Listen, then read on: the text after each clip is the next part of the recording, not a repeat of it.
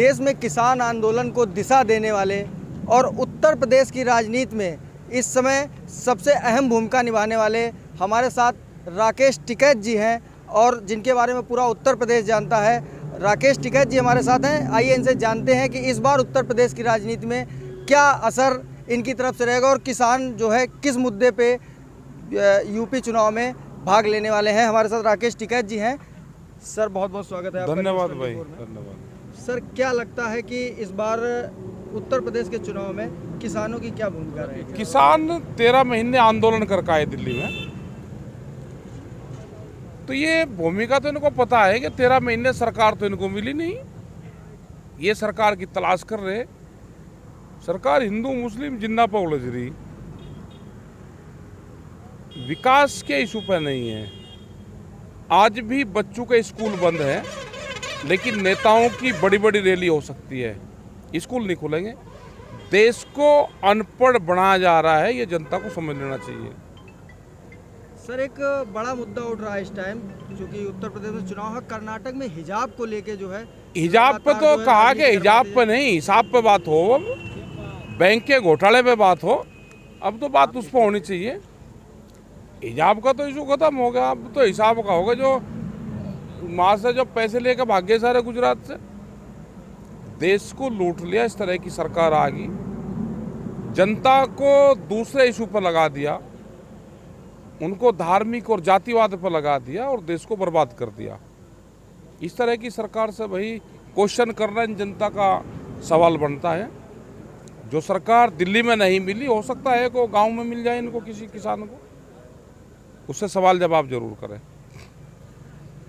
जो पश्चिमी यूपी में अभी तक चुनाव हुआ है, क्या लगता है उसमें बीजेपी को जाटों का और किसानों का समर्थन मिला है? यहाँ तो कोई एक बिरादरी को जो बदनाम करने की साजिश रची जा रही।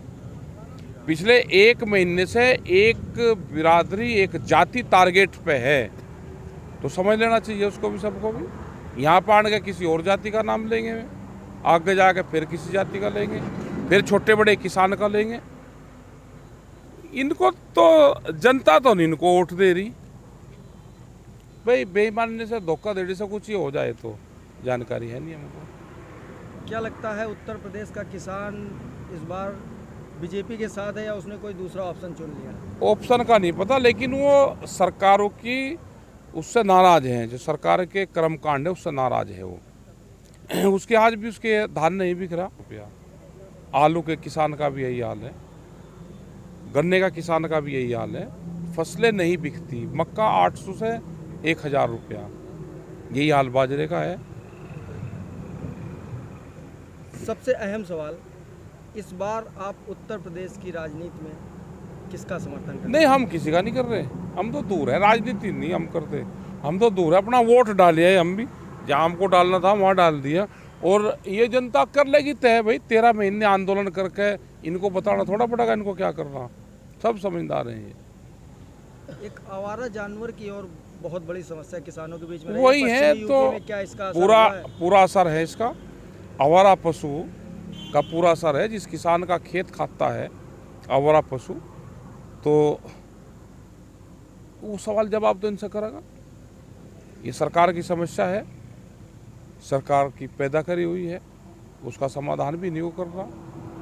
गौशाला के लाइसेंस आरएसएस और बीजेपी के लोगों के पास में है।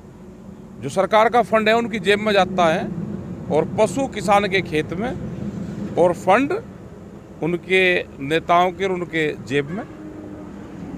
सर प्रदेश की राजनीति में आपको क्या लगता है इस बार किसकी सरकार बनने जा रही है? पश्चिमी यूपी में, चूंकि जो है प्रथम चरण का चुनाव हो चुका है और आप पश्चिमी यूपी से बिलोंग करते हैं, तो क्या लगता है पश्चिमी यूपी इस बार सरकार से नाराज है लोग। सरकार से नाराज है, ये तो नहीं पता हमें किसकी बनेगी, लेकिन तानाशाह मुख्यमंत्री नहीं चाहिए। जो भी बने वो मुख्यमंत्री बने, तानाशाह ना बने।